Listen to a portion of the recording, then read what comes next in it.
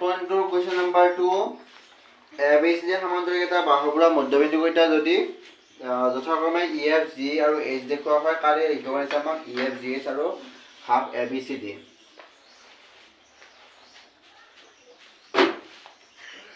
এইটো এটা আমাৰ সামান্তৰিক ABCD এটা কি এইটো সামান্তৰিক এই সামান্তৰিকত আমাৰ মধ্যবিন্দু বহাব আছে মধ্যবিন্দু কি হল E AB মধ্যবিন্দু E BC মধ্যবিন্দু F CD মধ্যবিন্দু G আৰু D এৰ মধ্যবিন্দু কি হল H চাৰিজন বাহুতে মধ্যবিন্দু এটা আছে E F G H আৰু এই মধ্যবিন্দু কেইটা আকৌ কি কৰিব আছে আমাক সংযোগ কৰিব আছে মধ্যবিন্দু আমি কি কৰিলো সংযোগ কৰিলো সংযোগ কৰোঁতে কি হল আকৌ এটা কি হল নতুনকৈ সামান্তৰিক এটা গঠন হল ABCD সামান্তৰিকৰ EFGH হল মধ্যবিন্দু আৰু এই মধ্যবিন্দু সংযোগ কৰোঁতে কি হল নতুন এটা সামান্তৰিক গঠন হল আৰু সামান্তৰিকটোৰ নাম হল কি EFGH আৰু FG টো হৈছে কি অংকন FG টো আমি কি কৰিছো অংকন কৰিছো আমি লিখিছো কি HF সংযোগ কৰা হল বা অংকন কৰা হল এটা বিশেষ সূত্ৰ কি আছে ABCD সামান্তৰিকৰ মধ্যবিন্দু কেইটা ক্ৰমে EFGH সমান কৰিব আছে আমাক EFGH is equal to half ABCD.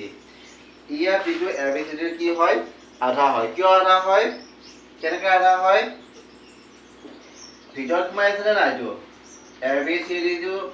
ABCD সামান্তৰিকটোৰ EFG টো কি হয় আধা আধা মানে কি হাফ মানে ABCD ৰ এইটো আধা মানে এইটো যদি 4 সেমি আছে এইটো কিমান হ'ব 2 সেমি হ'ব এইটো আধা আৰু এটা অঙ্কন কৰিলো এটো আমি এক্সট্ৰাকৈ কি কৰি ললো এটো অঙ্কন কৰি ললো সেই কাৰণে এটো এক্সট্ৰাকৈ লিখিব লগা হৈছে HF কি কৰা হল সংযোগ কৰা হল HC আৰু FF সংযোগ কৰি যদি আমি ইডাল নিদিও তেতিয়া হলে H আৰু F সংযোগ হৈ নাথাকিব আমি লিখিব নোৱাৰিম ইডাল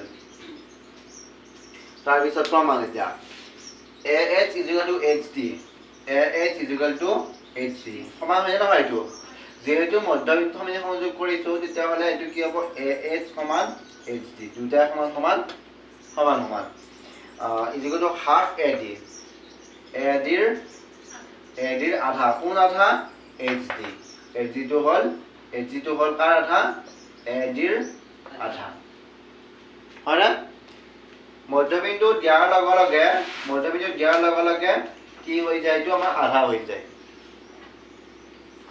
এটা লাষ্টত যদি আমি মধ্যবিন্দু দি দিম তেতিয়া কি হৈ যাব এইটো আধা হৈ যাব কাৰ আধা হ'ব ইফালে যদি আমি AB দাও ইফালে যদি D দাও তে AD টো কাৰ আধা হ'ব AB ৰ আধা হ'ব বুজি পাইছা ঠিক তেনেকৈ এবাৰ আকৌ ইফালৰ লাইনটো চাবা এতিয়া লিখিছো H হল কাৰ মধ্যবিন্দু AD ৰ মধ্যবিন্দু এক নম্বৰ এইটো ঠিক একেদৰে BF FC BF FC এই BF আৰু FC BF তো কাৰ আধা হ'ব BF তো কাৰ আধা হ'ব BC ৰ আধা হ'ব BF FC F তো হল BC ৰ মধ্যবিন্দু F কাৰ মধ্যবিন্দু BC ৰ BC মধ্যবিন্দু আৰু BF তো কাৰ আধা BC ৰ আধা FC তো কাৰ আধা BC ৰ আধা দেখিলো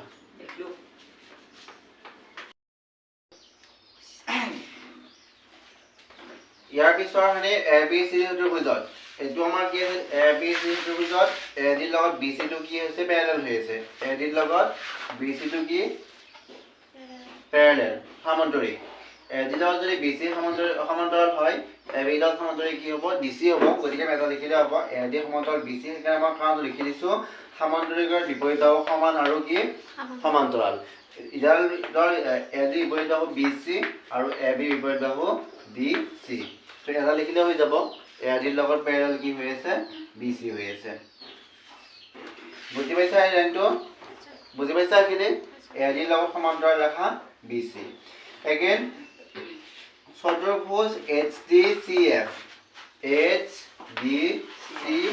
তাৰ মানে এইটো বুজি পালা না অংকনডাল কিয় দিছিলো অংকনডাল কি বুজি পাইছানে এটা যদি আমি অংকনডাল নিদিলো সামান্তৰিক হল নে এইটো অংকনডাল নিদিলা সামান্তৰিক হল নেকি এইটো নহল হয় HDCF এটা সামান্তৰিক তাৰ পিছত আছে কি ত্ৰিভুজ HGF, ত্ৰিভুজ HGF, এইটো হ'ল আমাৰ ত্ৰিভুজ, এইটো হ'ল ত্ৰিভুজ।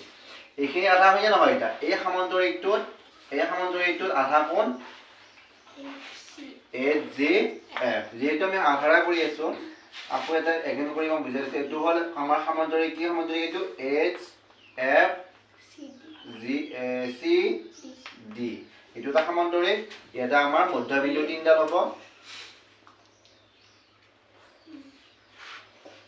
হয়নে? এইটো কি হয় আমাৰ চতুৰ্ভুজ। একা ভূমি আছে নে ইয়াতে? একা ভূমি কনচেপ্ট মই বুজাইছো। এই সামান্তৰিক একা ভূমি কোনডাল হ'ব? HF, HF হ'ল একা ভূমি। HDCF আৰু HGF ৰ একে ভূমি, HF একে ভূমি কি? HF আৰু সমান্তৰাল কাৰ মাজত অৱস্থিত? DC ৰ মাজত অৱস্থিত। পাইছো নে আগতে আমি 9.1 কৰোতে? এই সামান্তৰিকটোৰ একে ভূমি হ'ল HF আৰু একে সমান্তৰাল DC, হয় নে নহয়? DC মাজত কি অৱস্থিত?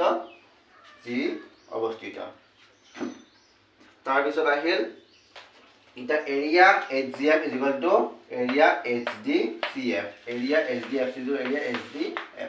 তাৰপিছত আৰু এটা আহিল HEF is equal to ABF, HFAB